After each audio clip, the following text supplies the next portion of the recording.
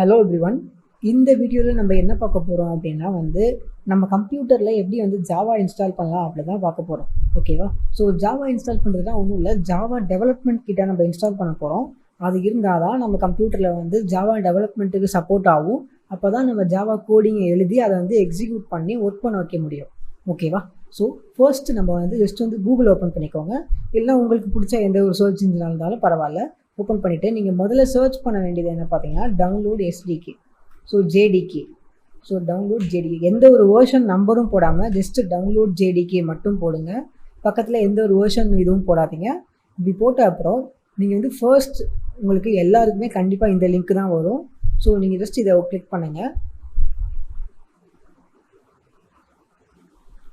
இப்போது இதில் பார்த்தீங்கன்னா ஸ்டார்டிங்கே உங்களுக்கு மேலே ஜாவா பிளாட்ஃபார்ம் 11 டவுன்லோட் அப்படின்னு இருக்குது இல்லையா?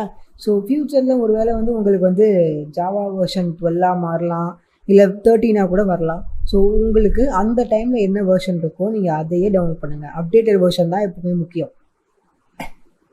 இப்போ நான் டவுன்லோட் கிளிக் பண்ணுறேன்.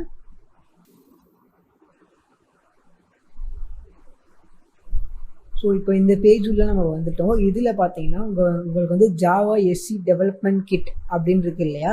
ஸோ இப்போ நம்ம இதுதான் டவுன்லோட் பண்ண போகிறோம். இது மேக்ஸிமம் பார்த்தீங்கன்னா மேக் ஓஎஸ்லேருந்து லினக்ஸ் எல்லாத்துக்குமே இருக்குது. ஸோ நீங்கள் எதுவாக இருந்தாலும் யூஸ் பண்ணிக்கலாம், அதில் பிரச்சனையே கிடையாது. நெக்ஸ்ட் மேலே ஃபர்ஸ்ட் என்ன பண்ணால் லைசன்ஸ் அக்செப்ட் பண்ணிக்கோங்க. ஓகேவா? அக்செப்ட் பண்ணி கிளிக் பண்ணிக்கோங்க. நெக்ஸ்ட் இதில் விண்டோஸில் 2 வெர்ஷன்ஸ் இருக்கும். நீங்கள் ஜிப்பாக இருக்கும், இன்னொன்று இஎக்ஸியாக இருக்கும். நீங்கள் எப்பவுமே இஎக்ஸியை டவுன்லோட் பண்ணிக்கோங்க. ஓகேவா? ஸோ இஎக்ஸியை இப்போ நீங்கள் டவுன்லோட் பண்ணிங்கன்னா ஆட்டோமேட்டிக்காக உங்களுக்கு டவுன்லோட் ஸ்டார்ட் ஆகிடும். ஸோ இப்போ நான் ஜஸ்ட் இதை கிளிக் பண்ணுறேன் பாருங்கள். ஸோ ஆட்டோமேட்டிக்காக எனக்கு டவுன்லோட் ஸ்டார்ட் ஆகிடுச்சு இல்லையா? பட் நீங்கள் பார்த்தீங்கன்னா எனக்கு நான் ஆல்ரெடி ஜேடிகேவை டவுன்லோட் பண்ணி வச்சுருக்கேன். ஸோ பிகாஸ் அது கிட்டத்தட்ட ஒரு 150 MB வரும், உங்களுக்கு டைம் ஆகலாம். ஸோ இந்த வீடியோவில் எப்படி நீங்கள் அதை இன்ஸ்டால் பண்ணலாம் அப்படிங்கிறத மட்டும் நான் உங்களுக்கு காட்டுறேன். ஓகேவா? ஸோ ஃபர்ஸ்ட் இது நான் ஃபர்ஸ்ட் டவுன்லோட்ஸில்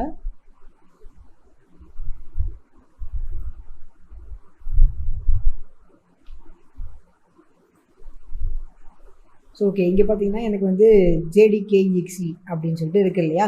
ஸோ இதுதான் உங்களுக்கும் வரும். ஸோ இதை நீங்கள் டவுன்லோட் பண்ணி வச்சுக்கோங்க. ஸோ இப்போ நம்ம டவுன்லோட் பண்ணது தான் இது. ஸோ இப்போ டவுன்லோட் ஆகிட்டு இருக்கு. நான் 2வது வாட்டி டவுன்லோட் பண்ணது, இது அப்போ டவுன்லோட் பண்ணது. ஸோ எந்த வித்தியாசமும் இல்லை.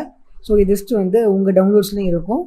நீங்கள் ஒரு ஜஸ்ட் இப்போ எனக்கு 150 MB தான் இருக்குது. பட் ஃப்யூச்சரில் ஒரு 200 MB கூட ஆகலாம். ஸோ அதெல்லாம் பிரச்சனையே கிடையாது. டவுன்லோட் ஆன அப்புறம் ஜஸ்ட் இதை ஓப்பன் பண்ணுங்கள். இப்போது எனக்கு பார்த்தீங்கன்னா செட்டப் ஓப்பன் ஆகிடுச்சு இல்லையா? ஸோ ஜஸ்ட் நார்மலாக நெக்ஸ்ட்டுன்னு கொடுத்துக்கோங்க.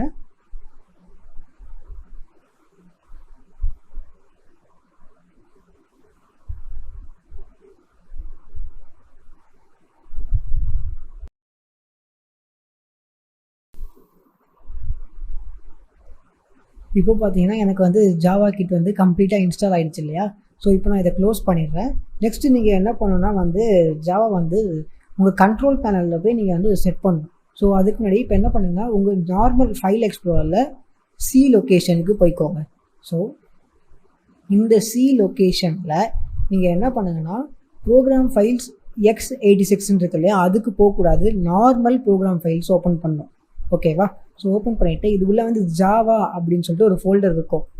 இதை ஓப்பன் பண்ணுங்கள். இது உள்ள ஜேடிகேன்னு இருக்கும், நல்லா ஞாபகம் வச்சுக்கோங்க, ஜேடிகேன்னு இருக்கும். இதை ஓப்பன் பண்ணுங்கள். இது உள்ள பின்கிற ஃபோல்டர் ஓப்பன் பண்ணிவிட்டு ஸோ இது ஜஸ்ட் இந்த நான் இப்போ என்னென்ன ஃபோல்டர்ஸ் ஓப்பன் பண்ணணும் அந்த மாதிரி வரிசையாக எல்லா ஃபோல்டரையும் ஓப்பன் பண்ணிக்கோங்க. பண்ணிவிட்டு மேலே இந்த ஐக்கான் இருக்குது இல்லையா? ஸோ ஜஸ்ட் இந்த ஐக்கானோ இல்லை இந்த பாரில் இப்படி ஜஸ்ட் ப்ரெஸ் பண்ணுங்கள். ப்ரெஸ் பண்ணிங்கன்னா இந்த மாதிரி டோட்டலாக இந்த லொக்கேஷன் நீங்கள் காப்பி பண்ணுற மாதிரி வந்துடும். ஸோ டோட்டலாக செலக்ட் பண்ணி நீங்கள் இது காப்பி பண்ணிக்கோங்க. ஓகேவா? ஸோ காப்பி பண்ணிவிட்டு நீங்கள் உங்களோட விண்டோஸ்க்கு போயிட்டு நீங்கள் என்ன பண்ணுங்கன்னா கண்ட்ரோல் பேனலுக்கு போங்க. ஓகேவா? ஜஸ்ட் நீங்கள் இல்லைன்னா கண்ட்ரோல் பேனல்னு சர்ச் பண்ணலாம்.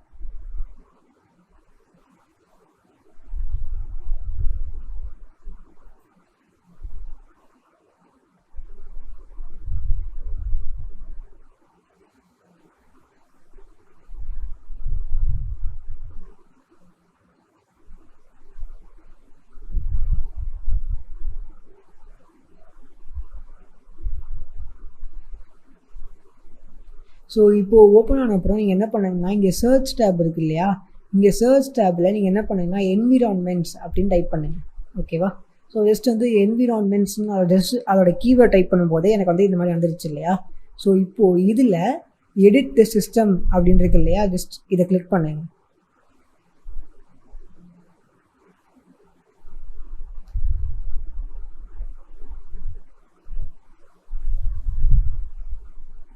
இப்போது இதில் வந்து என்ன பண்ணுங்கன்னா என்விரான்மெண்ட் வேரியபிள்ஸ் போங்க. இது உள்ள இப்போ நம்ம ஜாவா எங்கே இருக்குங்கிறத ஸ்பெசிஃபை பண்ணணும். இப்போது நம்ம பாத் இங்கே இருக்கு இல்லையா, ஸோ இங்கே சிஸ்டம் வேரியபிள்ஸில் ஸோ பாத்துங்கிறது உங்களுக்கும் இருக்கும். அதை கிளிக் பண்ணிவிட்டு நீங்கள் வந்து எடிட்னு கொடுங்க. கொடுத்துட்டு ஜஸ்ட் நியூன்னு கிளிக் பண்ணி நீங்கள் காப்பி பண்ண அந்த லொக்கேஷன் இருக்கு இல்லையா, அதை அப்படியே நீங்கள் வந்து பேஸ்ட் பண்ணணும். ஸோ எந்த சேஞ்சஸுமே இல்லாமல் அப்படியே பேஸ்ட் பண்ணி என்ட்ரு கொடுங்க. கொடுத்துட்டு ஓகே கொடுத்துக்கோங்க. ஸோ ஜஸ்ட் இன்னொரு வாட்டி நீங்கள் என்ன செக் பண்ணுறதுக்கு வேணால் நீங்கள் இந்த மாதிரி இன்னொரு வாட்டி போய் செக் பண்ணிக்கலாம். ஜஸ்ட் வந்து பார்த்து கிளிக் பண்ணி எடிட் போயிட்டு இருக்கான்னு சொல்லி செக் பண்ணிக்கலாம். ஓகேவா? ஸோ இப்போ வந்து நம்ம சிஸ்டமில் கம்ப்ளீட்டாக வந்து நம்ம வந்து ஜாவா இன்ஸ்டால் பண்ணியாச்சு. ஓகேவா? ஸோ இதுக்கப்புறம் நம்ம நெக்ஸ்ட் வீடியோவில் நம்ம என்ன பார்க்க போகிறோம்னா நம்ம வந்து எப்படி வந்து நெக்ஸ்ட் வந்து நமக்கு தேவையான எடிட்டர் பார்க்க போகிறோம். ஸோ எடிட்டர் நமக்கு எதுக்கு வேணும், அதில் எந்த எடிட்டர் வந்து பெஸ்ட்டான எடிட்டர், ஸோ அப்படிங்கிறத வரைக்கும் நம்ம முழுசாக பார்க்க போகிறோம். ஸோ அடுத்த வீடியோவில் நம்ம அதை பார்க்கலாம்.